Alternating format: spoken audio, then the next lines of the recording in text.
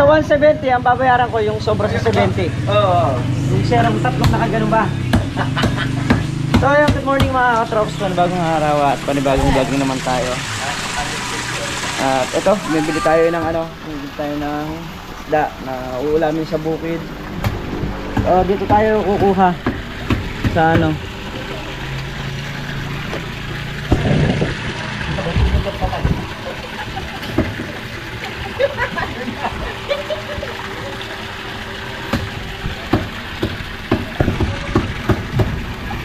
may malaki, may maliit, sari-saring size mga trops.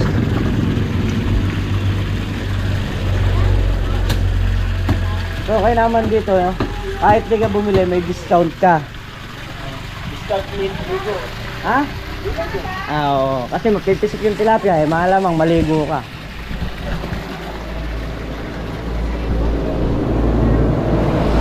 So kung minsan di ko na alam kung anong pauulam ko Okay.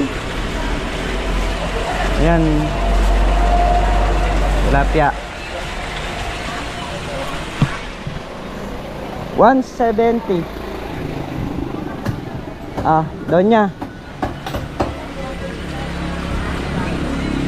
Ano pa ba? Pangsigang? Pangsigang o pamprito? Ayun.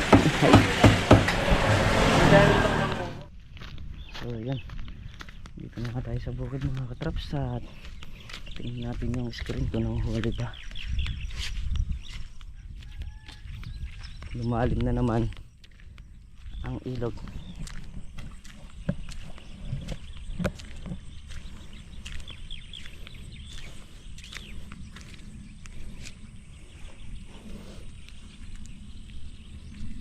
May mga namimilmit ng isda doon ayun sa kabila.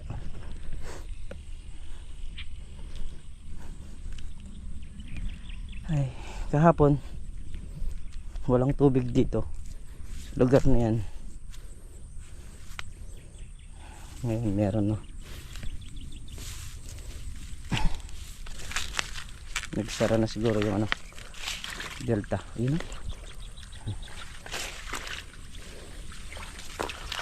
sumisibat pa rito sa gilid.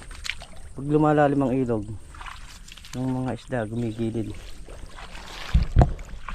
Kaya pagka pala limang ilog nanguhuli mga screen, kaya lang screen natin dito nalubog na.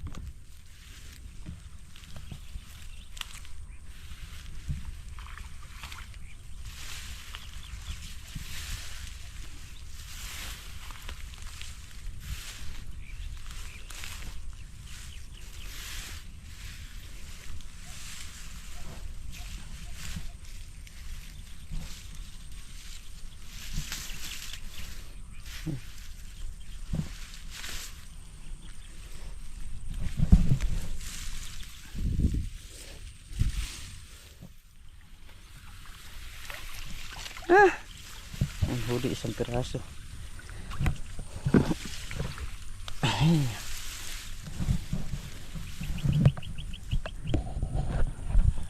Matumal. Naka isang piraso lang, hindi na natin kinuha. Mas masarap umakyat ng rito nakatalikod, mabilis pa.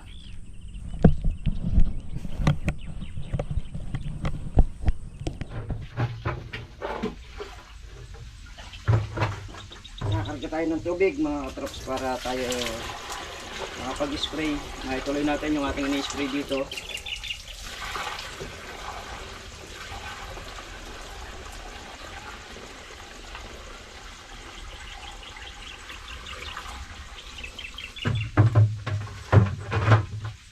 Yun, malapit na rin tayong tumanim ng talong.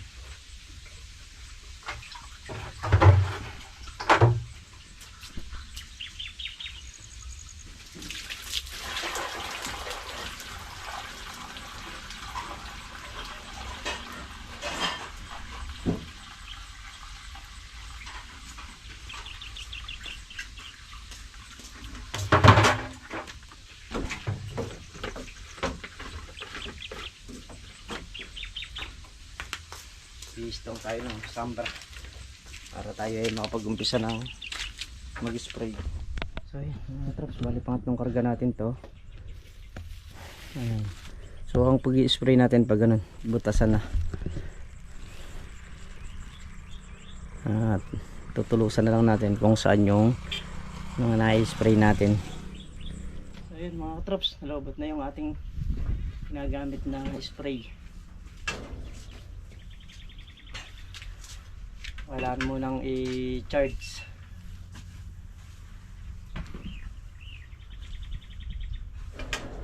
One-fourth pa lang yung spray natin. Pero halos ano na siguro to. Pati yung nakadirekto na sa kalahati.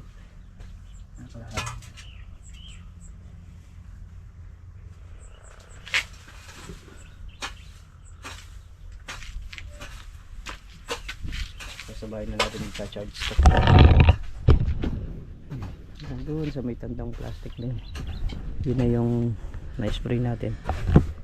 Yung galing na malunggay kay ano, kay ka-farmer na mga tubo na. Ito ko kasi itinanim para pagka ano nila nakapigil din ng ano, lupa. Ayan o.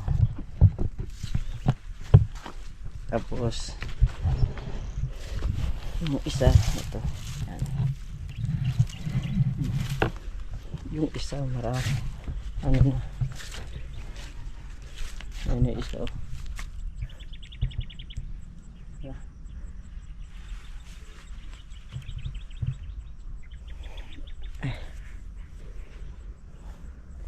Kailangan muna natin i-charge yung spray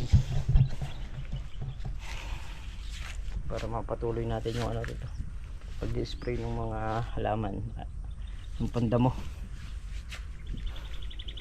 Kasi bago tayo tumanim ng talong, malinis na siyang buo. Saka yung mga aginay malakas ano, lumaki.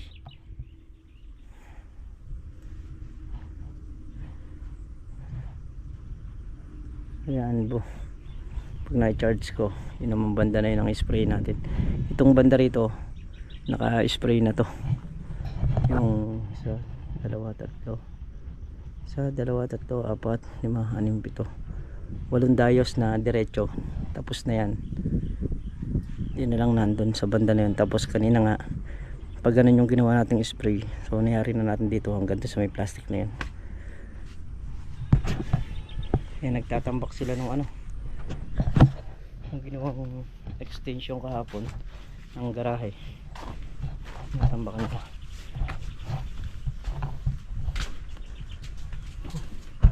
Grabe na naman ang tirik ng araw.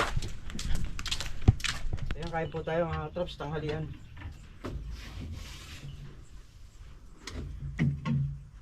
Kain.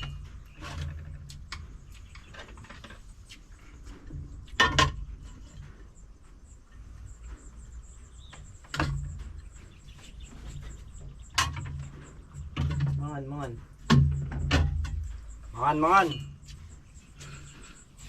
Mangan tamo. Ayan. Tataas tayo ng talbos. Saka tayo magbababa. Yung mga lampas na ng pangalawang letting, bababaan natin.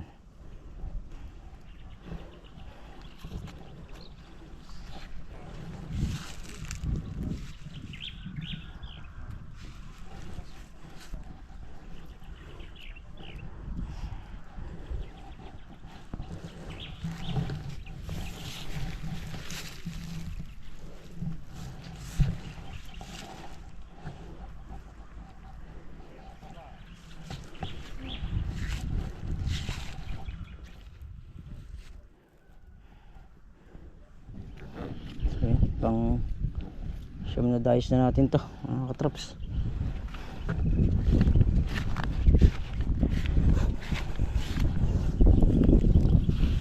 Nasan po natin talbos. Nakakaragdag pa kasi yung iba niyan, tapos yung iba masal ko yung humahaba.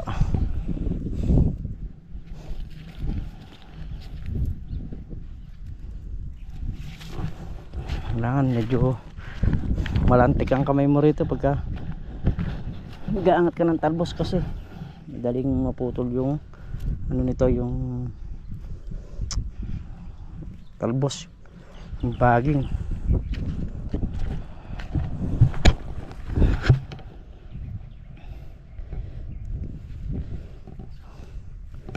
Yung ating rechargeable na spray ayun nga na lobot kanina, so iuwi ko muna yun para may charge para bukas magamit natin, para bago tayo tumanim ng talong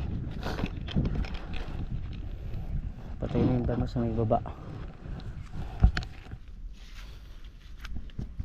So, mga ilan guys tayo, 1, 2, 3, 4, 5, 6, 7, 8, 10 guys na tayo. Check ko lang ito, kailangan na natin gumamit ng ano dito, ng pataba na ano, Yara Winner, kailangan na natin dito. So titingin ako, nasa 3,000 yata isang bag.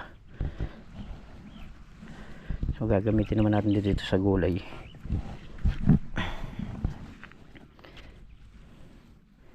Wala tayong patabang ganun yung Yara Winner, kaya kailangan nating bumili.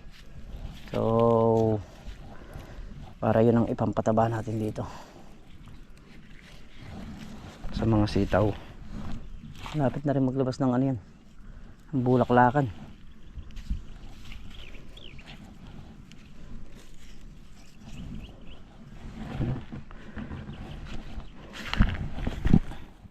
Bago-bago pa lang yung mga talbos niya pero napakakapal.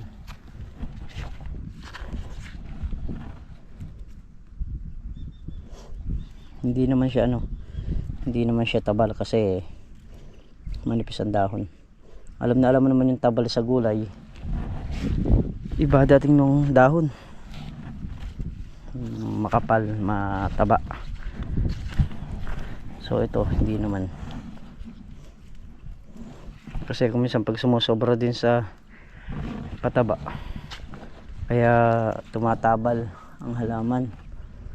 Pag tumabal siya matagal bago mamunga, so mamunga man konti lang yung ilalabas niyang bunga.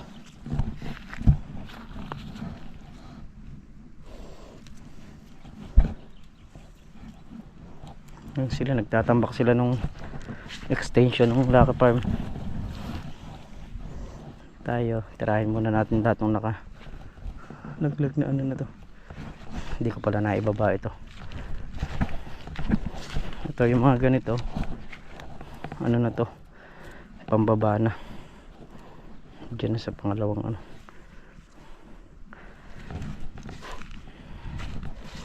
Kasi mahirapan tayo pagka nakarating sa pangatlo yan, mas marami tayong paiikutin, kaya kailangan umaakit pa lang dito binababa na.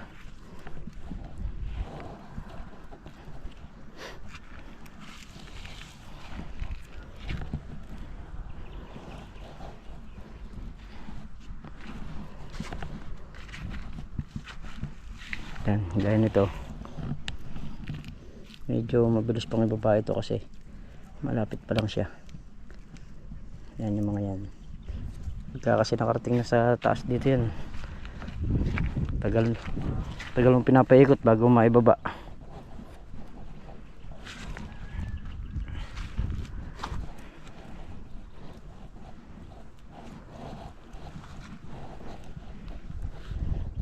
So kung maaagapan mo siya, mas madali siyang ibaba. Ayan o, pupunta na sa pangatlong alambre, pangatlong letting.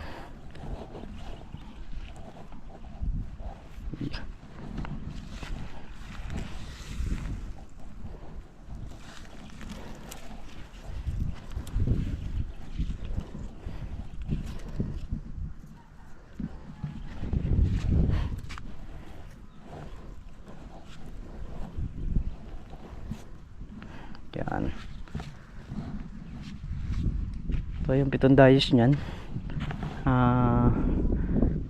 kailangan nating patabaan din ng puti naman yung ipapataba natin doon sa pitong dayos doon sa nahuli.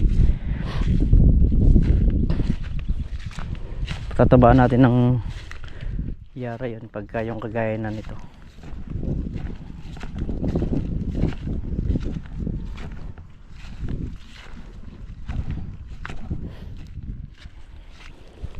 Ito.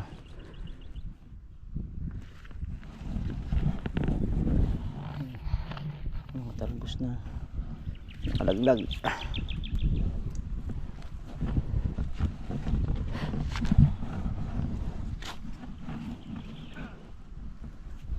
So yun mga katrops, makulimlim yung panahon, di lang natin alam kung itutuloy ibagsak.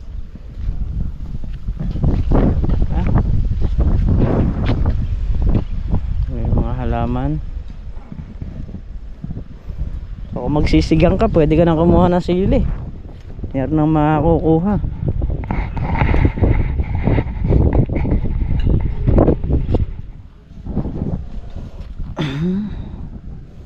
Mga kalamansi, pensile.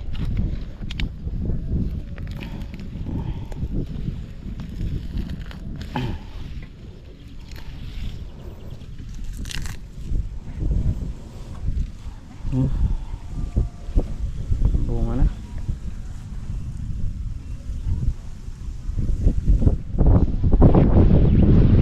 Bagsak sana para kahit paano makamenos, makatipid. So yun, ulan na yun.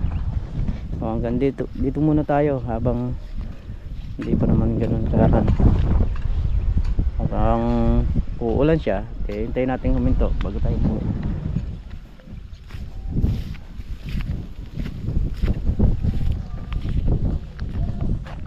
So yan mga katrops, at tatapusin na nga namin yung 5 dayos pa na nandito. Ayan, salidanan ko minsan para may ari na.